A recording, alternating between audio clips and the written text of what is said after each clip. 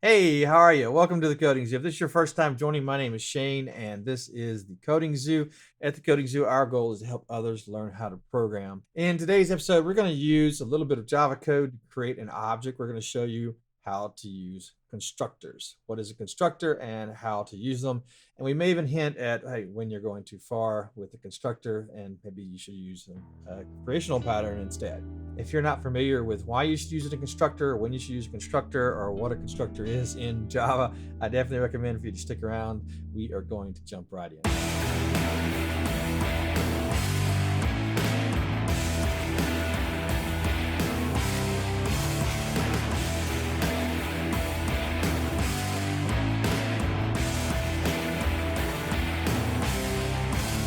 All right, hey, let's go ahead and get started. If this is your first time, I just want to say welcome. Be sure to click subscribe down below so you can see our upcoming videos. And if you like this video in the end, go ahead and click the like button too. Just want to remind you that ahead of time. It really helps our channel and we appreciate it.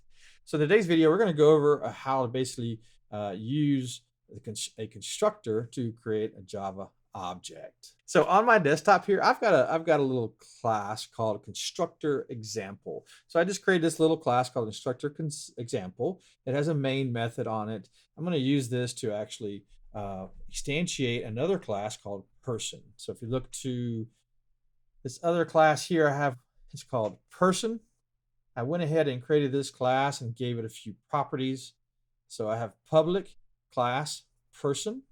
I use the Lombok getter. If you're not familiar with that, it's a framework you can use to add on many features to your Java objects automatically. It does it for you at build time where you don't have to write a bunch of code. It adds a lot of infrastructure for you. So Lombok, really cool. We'll do some videos on that in the future. But so I added this Lombok annotation. It's called getter. And it basically means for each of these properties, when you compile this, add a getter to the property. A getter is just a way of having a method to access private properties. So if you look here, I've got like person class, I've got a private ID property, private first name, private middle name, private last name. So I'm using the visibility of private in my object. I want to encapsulate my code. So I'm going to add the annotation for getter. So Lombok will add these get first name, get middle name, get last name, get ID methods for me when it compiles. So that's my person object. Well, how do I set these things? How do I set these properties so I can get them later? And that's what we're going to talk about today. We're going to talk about constructors. So one way to set them is you can add a bunch of setters to each of these properties or you can use Lombok annotation setter and it'll add it for you. And generally, when you're working with objects in Java, though, you want an object to be immutable. And immutable means that you set the values in it once and you don't change it. There's no side effects. The values are set and you can trust that they were set once and not changed by other threads, etc., etc. So I want to put restrictions on this class. I don't want to create a person that doesn't have one of those properties set. And that's the key. What makes a person whole? You define those rules.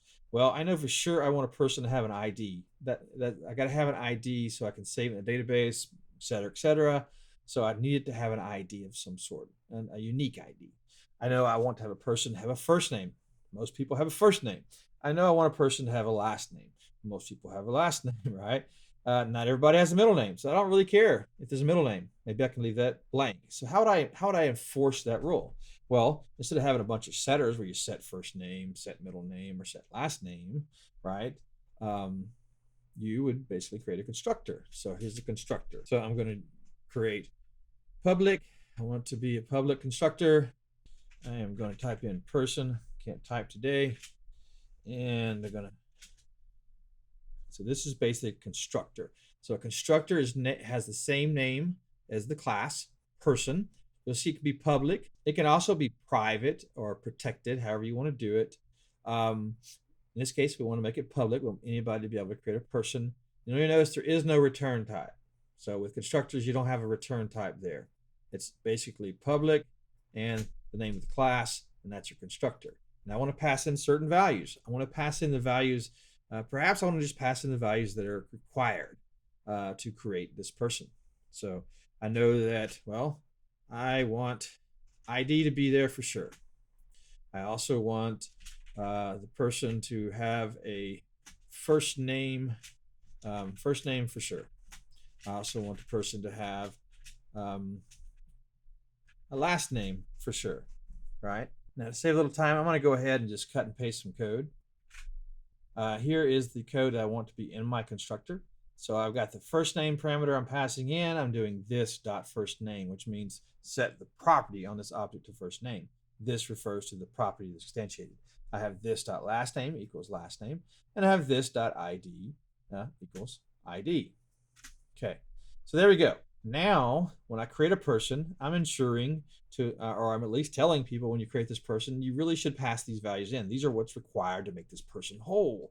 And the reason you want to do that is because you want your class to be whole once it's instantiated. You don't want your class or your object rather to have properties that are missing that should be there. Because what will happen is later on you'll have a method on your object. That method will look for properties that should be there, that should be set, and it's going to error out. And it's going to error later on when you're processing that method. Well, it would be smarter to upfront tell the person using your class, hey, these are the properties required. And that's what this constructor signature does. It says these are basically the properties you need to set. Now, they can get around that, and we'll show you that here in a second. Let's move over to constructor example. Now I'm going to create a person. So I'm going to do person Shane equals new person. Now I'm going to create a UID. So UID, random UID, that's going to be my ID. My first name is going to be Anthony. I can't type today. My last name is going to be Crouch.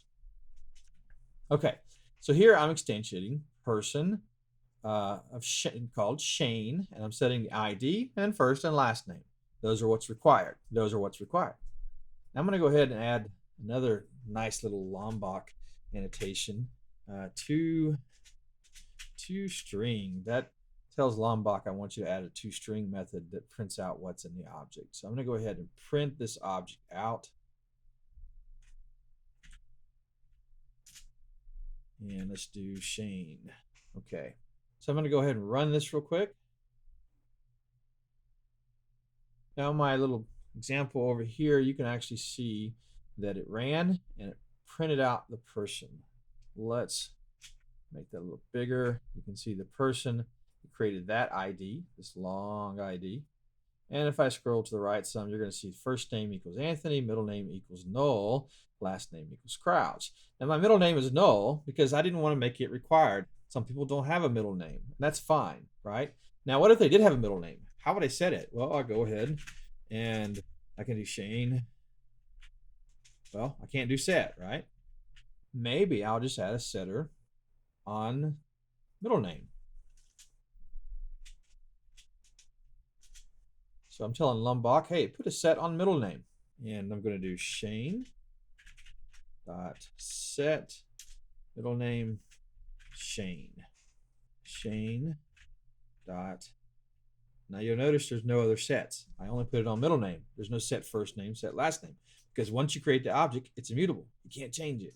That's the point of having not having setters for everything, right?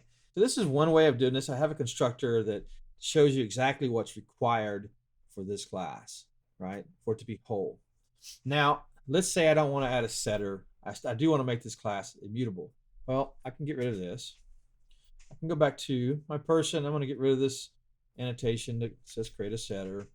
I'm going to go ahead and add another constructor. So now I'm going to have two constructors. I'm going to go ahead and change this one to have middle name, right?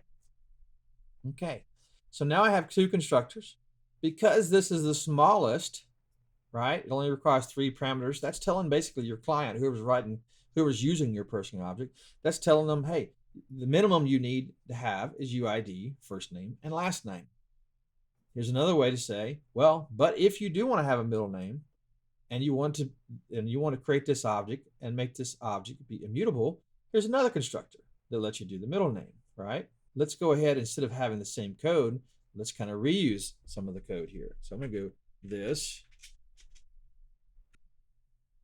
ID, first name, last name.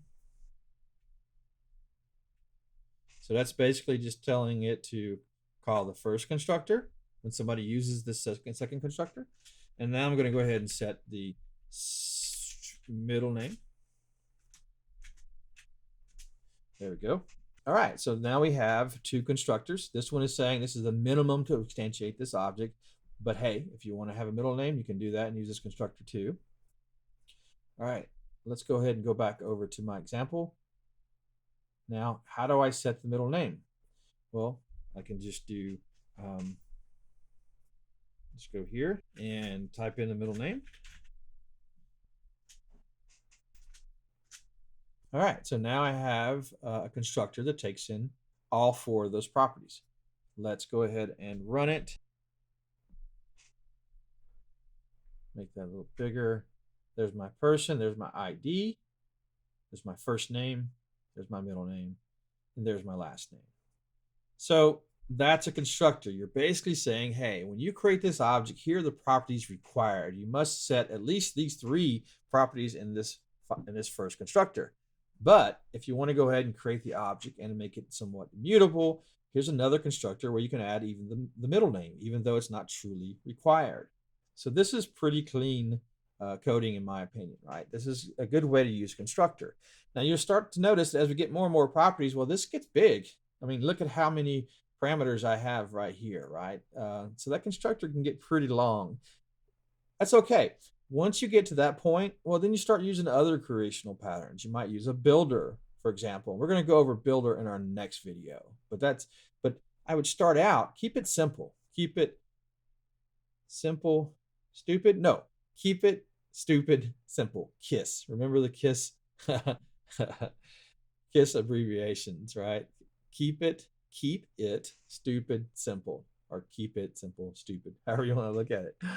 When you're creating an object, create a constructor first, in my opinion. Don't use a factory method pattern or a builder pattern or a singleton pattern. Don't use those creational patterns until you actually need them. Keep it simple, right?